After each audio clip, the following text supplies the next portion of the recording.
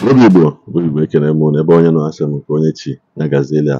Biko o nwere nwoke na-afụ n'akụkụ ebe a. Nwoke a ọ na-adọ Nmiri Eweilo warning, ọ na-echi ya ọ na-adọkwa ya aka na ntị si ya anya kwụsị ihe ọ na-ekwu.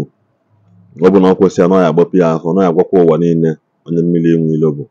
Wee na-asị na ọ bụ na unu eseghdo okwu, onye chọọ ha anyị gain followers ọ iji mewe ihe a bido mewe nonsense ahụ unu na-eme, unu esegbu okwu. Onye agba onye awụ, onye agba onye awụ. Election agwụgwọkwa kịta, onye ọbụla ebidokwa tinyekwa ọnụ n'ihe na-agbasaghị. Mgbe a na-eme election, onye ọbụla na-akpụkwa mma m ndị dibịa na njọ ahịa dịrị unu. Njọ ahịa dịrị unu, onye pụtazi ọ na-akọwa awa onye dị aka asị na n'ọnụ nwego ka o si n'ọnwa week onwebe onye sịra nna anyị na-akpọ akpọsa ka ị na-ele ele ochu ofu ihe ọkọ ha na-achị na mba ụwa dịka oji isi gị for attention mmadụ before na-afọ nweta nwe like 3,000 followers 2,000 followers obidozi amewe wetara calabash wee bie ọbara nkịta na-ekunuko o mechaa vidiyo dosa mechaa vidiyo echukwu obidokwa ebe ọ kwụsị ọ dịka ihe a na-aga aga. Biko nene na ihe nwoke ma gwara Nmiri Eweilo maka na ama m na Nmiri Eweilo enweghọta m ụdị ndị a. Biko nene na vidiyo ka ụlọfu ọranaeze ekene m unu, ekene m nwoke, ekene m nwaanyị. Ọmụ nwa bụ Igbo bụ ọbara tụrụ dibịa na-eme ọbara ọla bụ ọgwụ. Abụ m onye achala isu dị n'Ọka North mana Aguleri ka m bi ebi. O nwere nwanne anyị nwoke m chọrọ ka m zigara ozi. Egwuru sị na-asọkata eze anya ekpulu nkata n'isi bie okwu, maka na ka ịma nke a na ịmara nke ọzọ. Nwanne anyị nwoke ahụ bụ onye gbara m ọkala akwụ nya ka m na-ezigara ozi nwa imewe mkpọtụrụ nna ebe m si nweta ebele gị ọnụ gbara m vụrụ vidiyo postu ebe isi na o nwere onye na-akpọ homo itiele pichi eti obiloko pepụ nwa na-ajụ gị sinsi gị nweta evidence, nweta proof na onye a na-akpọ homo ọhọrọ gị nweta na ịkọndem yo follow dibia yo follow ka ndapụgoro okwu dibia na akwụkwọ ịkọndem yo follow man bụ ibe dị gị mma. You have condemned many people a na-akụrụ gị aka ọ na-atọ gị ụtọ uwe na-eprezi gị idimi na condemn yo follow people ka ị nwe asha anya ya must you obiwu bụ na ihe emebi ibe nwanne gị before nke gị anwa acha anya ya ọ na ị nwere your own destiny.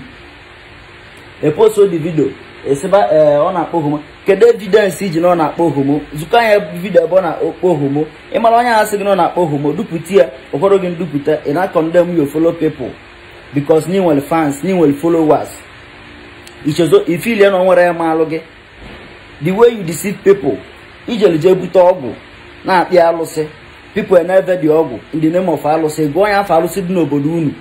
A man who dị alụsị dị n'obodo unu, I know him and he knows me too. Ego alụsị iji ebute afa enefie ifilie na onwe ma gị mbọsị ibute dị alụsị mbọsị dị alụsị bata be gị onye ọbụla ma o nwere ka ọbụla ndị malụ gị malụrụ gị ụlọ a na-atụ ụjọ ịbịa kwudat na mbute ka ibute alụsị pepụ na-eje ebute oke ite ọ na-alụlụ fọlụ ị na-agwafe na oke ite adọrọ mma ọ na-aka isi bute alụsị a na-alụlụ gị ọlụ ifile na ọnwa ya ma your own. Ife amala about you rili nne ife amala about you rili nne ọ bụrụ sọ mma ya ndị ma ya rili nne pọta ọ bụla keeping silent ịpụta na-emebi nwa ribe gị ọ bụ sọ gị bụ eze ga-akwụ ọtọ kwasị na onye wuche nwari bi ewuo ọkwasị na onye wuche nwari bi ewuo. Why are you spoiling your follow dibia or follow man something for you to reign? I'm talking to you, you know yourself. I'm talking to you. Don't worry. Oge lugo mgbe egeji nwa bụ ebe onye ọbụla ike ebiri buta dị alụsị amamia ebiri buta dị ọgwụ ị na-akpa alụsị amamia everything about you I know it. Open get to this face. I have been in your house. I know what me and you talk. Keep deceiving people and keep spoiling other people own. Only believe them. Only Allah. Na channel video biko. Ọ dịkwa gị mma tile maka na subscribe button. Tinyekwa maka share ya. Drop your comment. Gbasapụkwala ya ozi ya biko no. Then tinye aka na that button bell ka onye na-enweta notification mgbe ọ bụla m post video ọfụ. Igbo. Anyị na-ụbọchị ọzọ.